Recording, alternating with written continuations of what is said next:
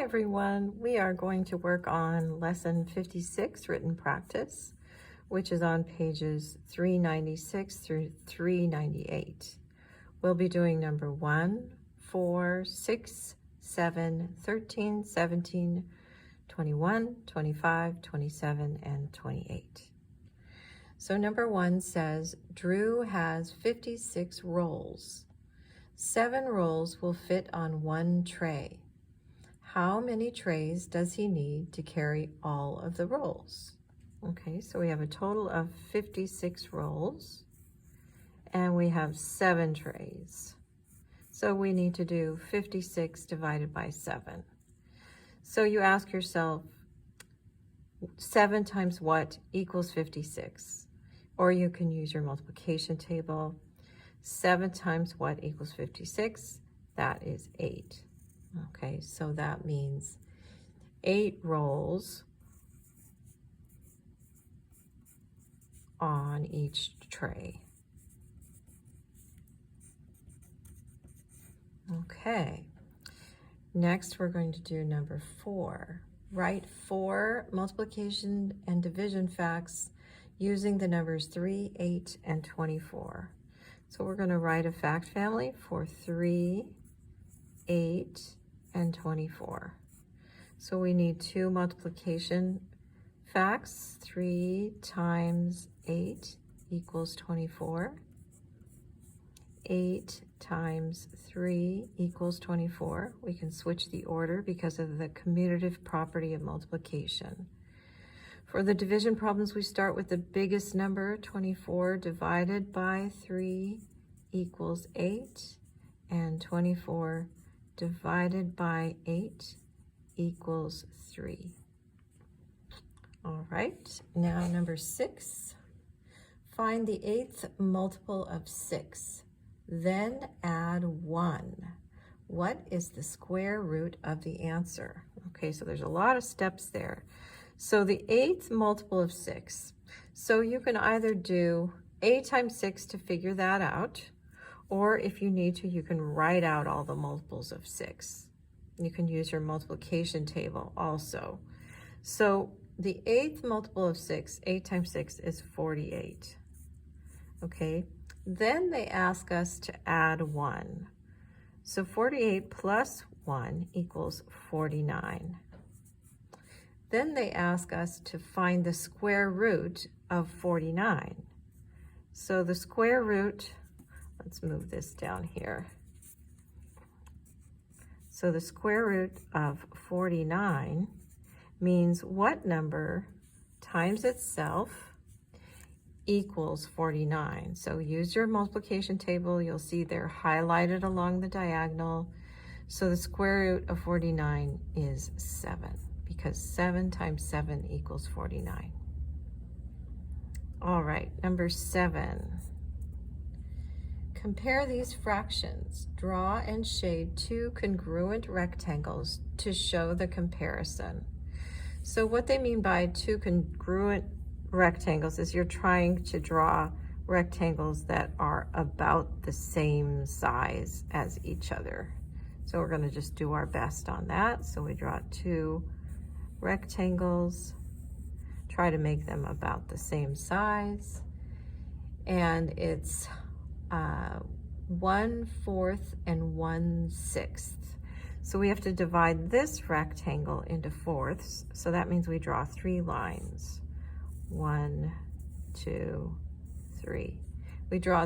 We have to divide this rectangle into sixths. So that means we draw 5 lines. 1, 2, 3, 4, 5. So we have 1/4 here and 1/6 here. So we have to shade now 1/4, so one section of this, and then one section of this. Okay, and then they want us to compare them. So you can tell by the size that this one is bigger. So 1/4 is greater than 1/6. Okay, now we're going to do number 13. So that's on the following page. Number 13 is 73 times 9. All right, so 13, 73 times 9. So first we multiply 9 times 3, which is 27, carry the 2. Then we multiply 9 times 7, which is 63, plus 2, which is 65. So the answer to number 13 is 657. Now we're going to skip to number 17. So number 17 is a division problem, and it's 48 divided by 7. Okay, so we have to ask ourselves, okay, 7 times what is close to 48, but not bigger than 48? So you can use your multiplication table. So 7 times 6 equals 42. So then we subtract, and we get 8 minus 2 is 6. So then our answer is 6, remainder 6. Okay, and then at number 21 is a multiple choice question. Well, number 21 has an A and a B. So number 21A says, which of these numbers is a multiple of 10? Okay, so multiple of 10 means you say it when you count by tens. So our choices are 35, 40, 45, and 101. So when you count by tens, you would say 40. So that is the answer, B, which is 40. So this is B is the correct choice. And then it says, how can you find the answer for part A just by looking? And that's because multiples of 10 end in 0. So let's put that. All multiples of 10 end in 0. Multiples of 10 end in 0. Always. Okay, so it's easier to find a multiple of 10. Okay, and then we have number 25. Is 16 a prime number? Why or why not? Okay, so then we have to remember what we learned about prime numbers. A prime number has only 2 factors, 1 and itself. So if we think about 16, we know that the factors are definitely 1 and 16 are factors. But 16 is an even number, so it is also going to have 2 as a factor. 2 times what is 16? Well, that's 8. And then 4 times 4 is 16. So 16 is not a prime number because it has 5 factors. So we'll say no. It has 5 factors. Okay, and then number 27, which is on the following page. Number 27 is also a multiple choice question.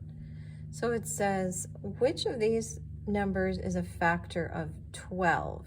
And we've got 0, 6, 8, and 24. Okay, so we ask ourselves, well, is 0 a factor of 12? No, because 0 times 12 is 0, not 12. Is 6 a factor of 12? Is there anything 6 times what equals 12? Well, yes. 6 times 2 equals 12. So B is a factor of 12. How about 8? Is 8 times anything 12? No. And how about 24? Is there any whole number times any other whole number that equals, that any whole number times 24 that equals 12? No. Okay, so the answer is 6, which is choice B. So let's go ahead and list the factors of 12. So we have 1 and we have 12.